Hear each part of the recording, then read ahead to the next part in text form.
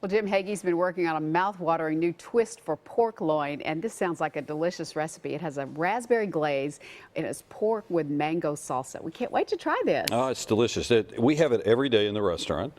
It's one of those features that I would only give away to you, but this is our And you too. this is our recipe that we've had for years and years there.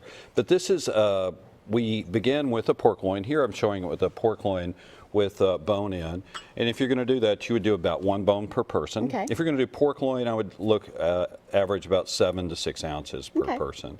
So what we're going to put on it first actually makes quite a large amount. It does make a large amount. Yeah. So it would make a nice condiment to have for later on, like a ham and biscuit, or you would want to have a little bit of this on the side. Okay. Too. So great. So we're starting with what? This is whole grain Dijon mustard. Okay. We've got that already in the bowl. We're going to add some brown sugar to that. Okay. You got 4 cups of mustard in there. 4 cups of mustard. We've got a cup of brown sugar. We got 5 ounces of frozen cranberries. You know, raspberries. These are kind of expensive right now, so frozen are really probably the best to use. And then you're going to use a currant jam and just stir that in. It adds a nice little pink color to it.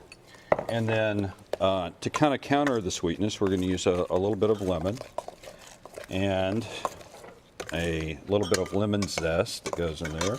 We add some more just regular sugar to that, and so you make a lot of that. I mean, that's a nice generous amount. So you can put that in the refrigerator. It's going to last for a long, we have some honey going in too. Little honey goes in. Thank you. And then we got a cup of that. So of course you've got quite a bite with that mustard, and then all these sweet elements are just giving you kind of sweet and savory at the same time. Right. And the sugar and the honey caramelizes over the pork as you slowly cook it. Nice. So you want to preheat your oven to 300 degrees, and then we'll just slather that on right now. Okay. I'll just move this over. Thank you. Move that up. And just a generous amount, I would recommend, because this does caramelize, a little bit of foil on your pan for sure. Definitely. Yeah. And just put a generous amount. And again, you're going to have some of this on the side as well. We'll place this in the oven at 300 degrees for about an hour and 15 minutes, but you'll want to check the doneness. You want to look for about 150 degrees for your doneness. Then we're going to start a mango salsa. This can be served either warm or chilled, but we're going to start with our mango. And this is about 4 cups of chopped mango. Okay. You said you can find this in the freezer section if it's not in season. You can. I didn't realize that. Yeah, it's diced mango. This is fresh pineapple, and you can pretty much find that anytime. This is papaya. This is 3 small papayas that are diced. Or you can also find this in the freezer. Okay. We've got a little bit of brown sugar to sweeten it. Gosh, that's this 1 is so cup. colorful. And cilantro, and of course this is optional. Not everybody likes cilantro, but this is just roughly chopped. That's a 1/3 of a cup of that. I don't know how you don't like cilantro. My husband doesn't like it. I love it. And then kind of add to the season a little cranberry craisins to go with that. And we macerate it with a gourmet rice wine vinegar, which is a little bit sweet. And that just is the perfect ending to that, to get it macerated. Then I'll add this last, actually, your coconut, and then 2 cups of that. And if you don't love coconut, you can just leave it out and it'd be just as good.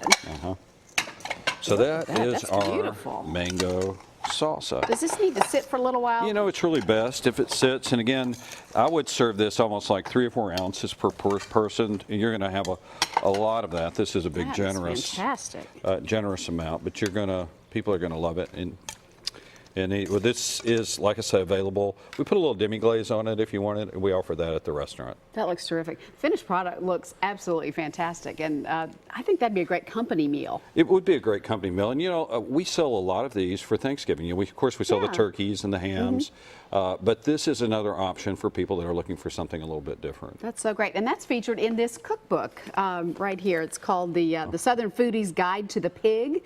And as a matter of fact, you've got a book signing with the author who's actually going to be on Talk of the Town tomorrow. Oh, great. Well, yeah, Chris Chamberlain, we're honored to be in this book. The Fig from Charleston and the City Grocery. A lot of Ole Miss fans will recognize that. Yeah.